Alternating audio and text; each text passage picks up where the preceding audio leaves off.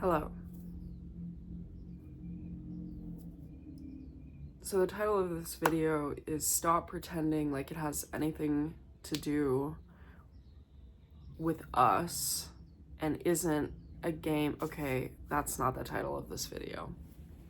My point is to stop pretending like it has anything to do with us, because it doesn't. It doesn't have anything to do with us. It doesn't have anything to do with the way that the citizens vote.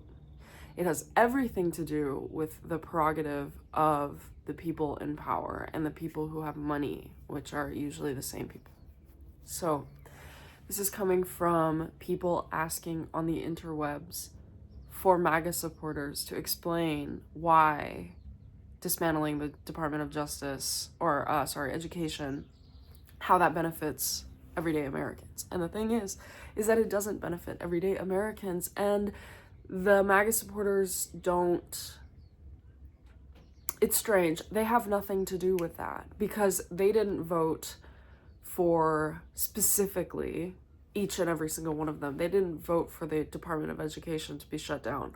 No, they voted for somebody who represents something that has lied latent within them for very long, that us as a society have pushed them into the margins, have made them feel small, even if they have been big for most of their life and they're continuing to be big. It has nothing to do with them. It really doesn't. And I really, really think that that is a further line of division that the government and that people in power, specifically Donald Trump and Elon Musk and blah, blah, blah, people who are silent, people who are unnamed, people who are billionaires, tech billionaires being there, like all that shit, that is their prerogative, and it benefits them to make us ask each other, well, why did you do this? Because they didn't do that. The thing is that yes, the people that they put into office did that, right? But this is how it went down. This is how it was always going to go down in this timeline. And so why are we trying to pick and choose the things that we ask these people about, when in reality there are many of them who voted to stay with party rather than preference, who are regretting their decisions, who have backtracked, who voted for Trump in 2016 but not in 2024. And why asking them why is not going to get you any further than asking a freaking rock why it is the way that it is. Now, maybe the rock might be able to give you some more coherent answers, but this is a problem that has nothing to do with what's going on in the Oval Office or what's going on in the media. It has everything to do with the division that is or isn't. The division between you and me, the division between us and them, the division between blah, blah, blah. And I think that it's unification. That's the answer. So it's not asking people why did they, how does the shutting down the Department of Justice, how does that benefit us? Because it doesn't. And Trump knows that, and billionaires know that. MAGA folk, they don't know that.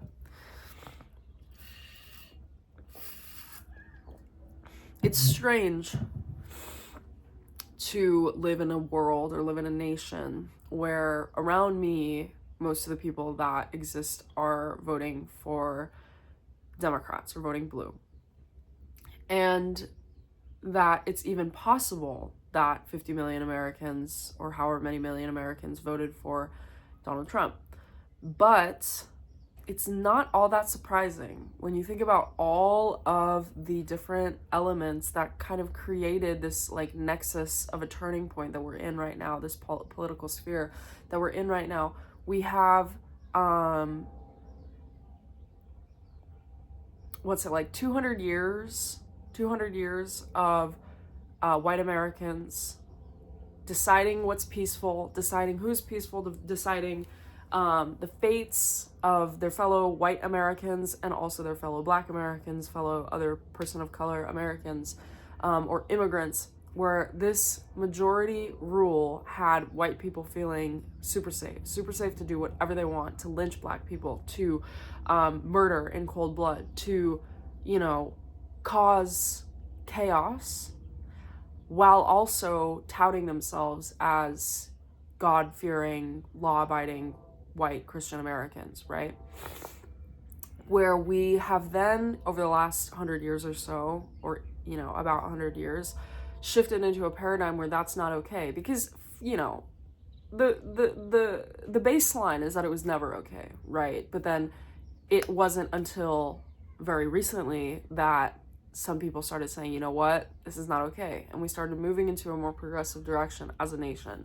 And that didn't mean that we were free of our prejudice or free of our segregation, both in mind and in body. But also, it did mean that now this 200-year-old thing is getting turned over and is getting placed into, you know, a more diverse box. And I think part of the reason that I want to go back in time is because they didn't have to deal with the same diversity that they're having to deal with today. They didn't have to deal with, like, the most dissent that they were getting was, I don't want to be a follower of the queen, right? And I want to start my own land, and I want to move away, okay? And all of the, you know, incredible and awful and atrocious things that have happened since then and before then are all kind of adding to this general idea that white people have power, okay? And so when white people have power for the last 200 years, it's stripped away or is whittled down, it's changing, even though systemically the power is still there, even though in government the power is still there, even though they know, and they knew with Nixon, they knew with Reagan, they knew a very, very long time ago during the Red Scare and all that, you know, jazz, that their power was changing. And so they needed to make something else their reality. And by making something else their reality, therein is Trump. Trump is born, right? We have an ultra-rich, self-serving businessman who is, I don't want to say smart, but I think that there's an element of, like, you know, forward planning, of knowing, of whatever, that one, he did it before, and two, he did it again, despite impeachments, despite felony charges, despite all of, you know, whatever, that we have someone who really can be considered a freeloader in our office. The very type of person that MAGA supporters, and also honestly Democrats and liberals, don't really want to see. Freeloading has nothing to do with needing government assistance in order to thrive, because governments should be supporting their people. That's, like, period, right? But this delineation of power and this shifting of the old GOP to become what it is now, become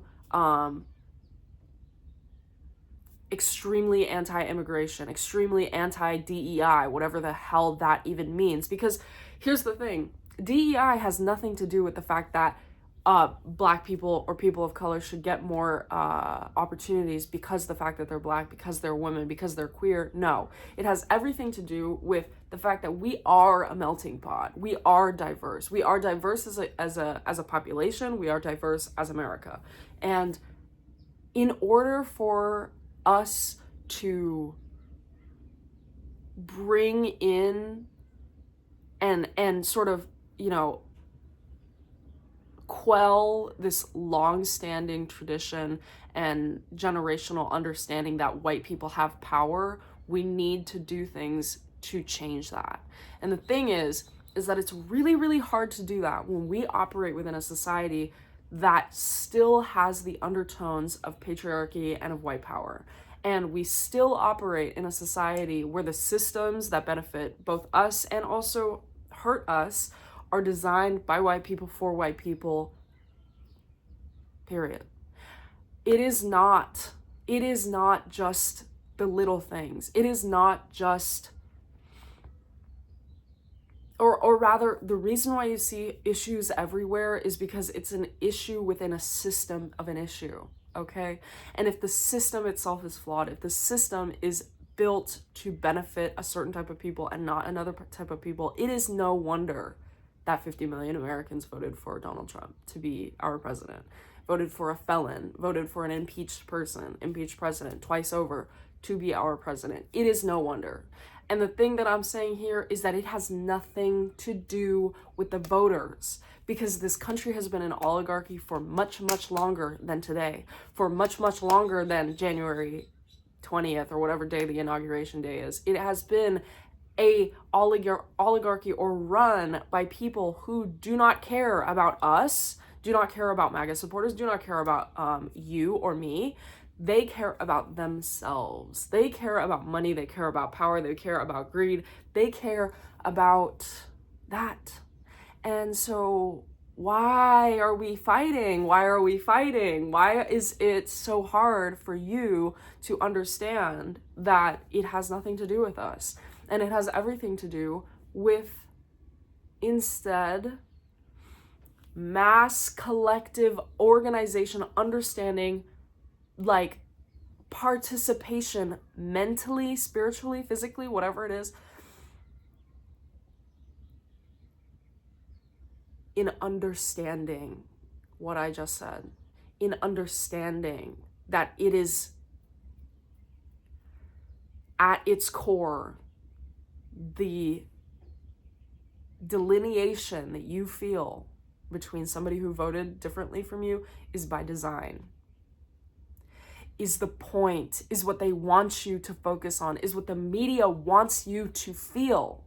That scrolling mindlessly on the news, on social media, on, fear is addictive, is a dopamine hit in its own right, is cortisol. It makes you addicted to feeling like this. And they want you to. That's the whole thing, is that they don't care, because you are just fighting with your phone, because you are just fighting with people who don't give a fork about you, because you are fighting against the wrong person. You are, oh my God, it reminds me of the freaking David Bowie song.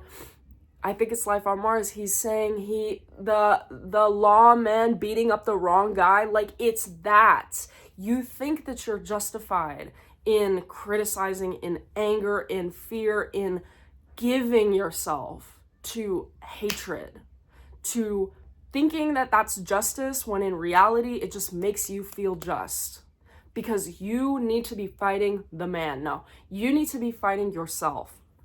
You need to be fighting for yourself. You need to be fighting for your ancestors. You need to be fighting for you and your children and, people that you love, whatever, to be living in a world where it's not governed by them. Because you can, and you can in the world that's governed by them. Because the thing is that, one, it's not everywhere on the planet. It's not in the bottom of the sea. It's not in the forest. It doesn't have to be within you, but it is in the ground, the land that you live in, the property, right? It's there, but it doesn't have to be.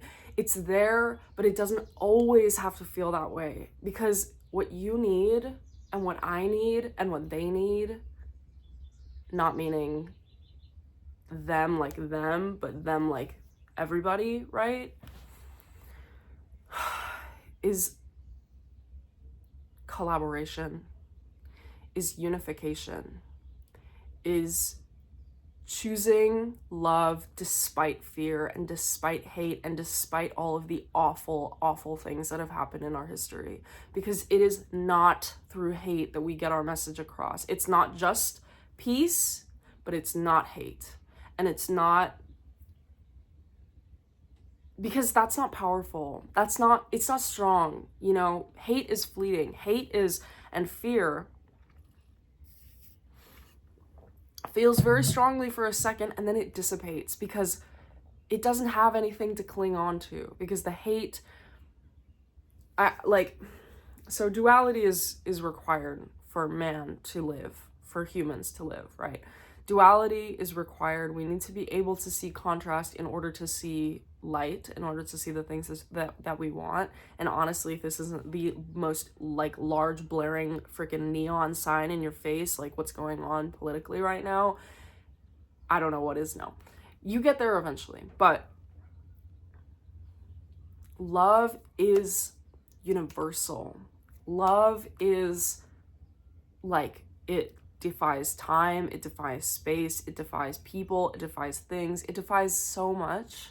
And I think that that is what I'm kind of like saying for this, is that it's more powerful to realize that the earth will keep spinning and the ground will keep moving and the sun will rise and the moon will rise and blah, blah, blah, than it is to say that, oh my God, look at that garbage can truck over there. Oh my God. Oh my God. Instead of sensationalizing a person who deserves no sensations whatsoever, who deserves nothing but what they can, you know, do for us, in a person who really doesn't give a fuck about you, in a person who really wants you to be mad. They want you to feel fear. They want you to be stuck. They want you to yell at your phone. Watch my video about quitting social media. Your nation will thank you, because I talk about this. But this is more, because what this is I don't know if it's a call to action. I just need you to know that it has nothing to do with separation. It has nothing to do with the little freaking people. It has nothing to do with one person answering your question about why the Department of Justice deserves to be shut down. No, it has everything to do with questioning, why would somebody in power want to take away power from the masses? Why? It's because there are I'm forgetting actually how many people live in America. It's either 300 million or 30 million, whatever. That millions of people. It has to be closer to 300, right? Because I said 50 million people voted. Okay, whatever. So millions of people. It's not just all of us. It doesn't have to be all of us. It has to be a lot of us, but it doesn't have to be all of us. Millions of people are infinitely stronger than small people fucking choking on their coin, wishing, hoping, praying, gripping to power to keep you down and to keep them up. It has nothing to do with race. It has nothing to do with political voting. It has nothing to do with gayness. It has nothing to do with whatever. It has everything to do with us and them. And personally,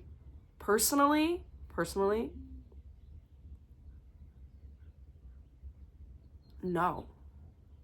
You know, absolutely, I will not accept treason, espionage, whatever in America. You are a patriot. I am a patriot. I am a patriot, period. Am I flying an American flag all the damn time? No, because you know what that represents right now? That represents fear. And that has nothing to do with me. I'm a patriot because I know deep in my heart of hearts that this country can be great. This country is great.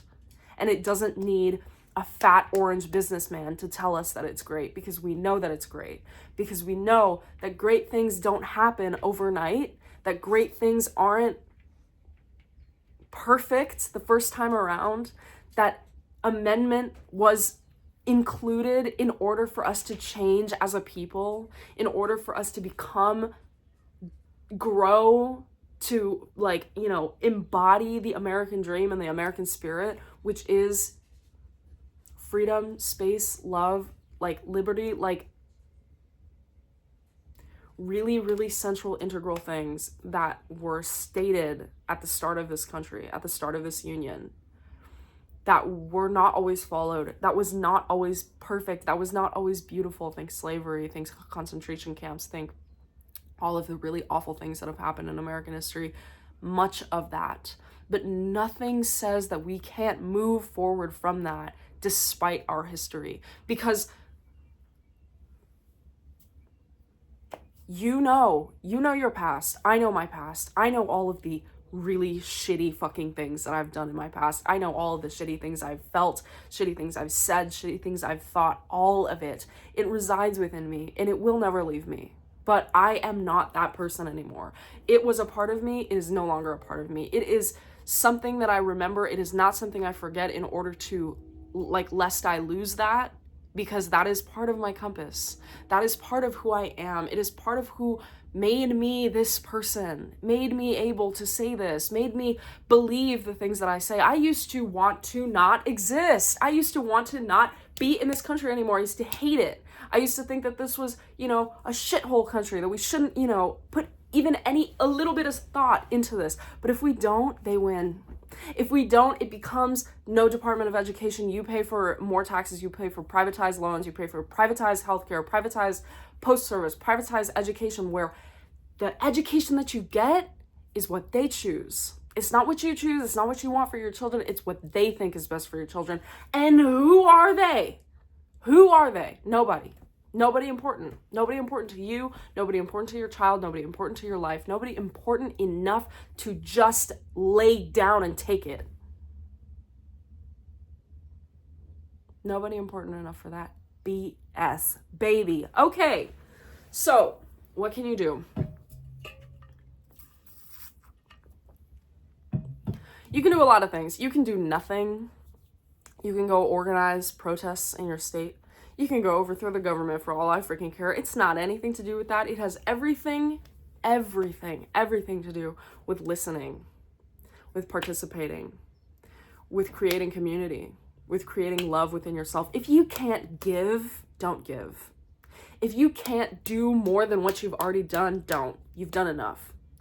You can do what you can, and that is enough, period. You don't have to do anything that stresses you out more than you're willing to. You don't have to do anything that makes you feel unsafe. But you do have to recognize the difference between discomfort and lack of safety. You do have to understand that being uncomfortable is not the same thing as being unsafe. Being uncomfortable is everything to do with growth, and it has nothing to do with whether or not you can or cannot provide, because being uncomfortable is a truth that you will have to master through your life, or you will not have one. You have to attack your fears. You have to go after the things that you want, the things that scare you, because those things are there to make you grow, to make you become someone else, to make you happier, to make you more whole, to make you, beautiful, whatever it is, to make you feel beautiful. And you deserve to feel beautiful. You deserve to be wanted. You deserve to feel good. You deserve to feel like the ground that you walk on isn't owned by somebody that doesn't give a damn about your interests. You deserve to move through the world in a way that brings you harmony, not disharmony.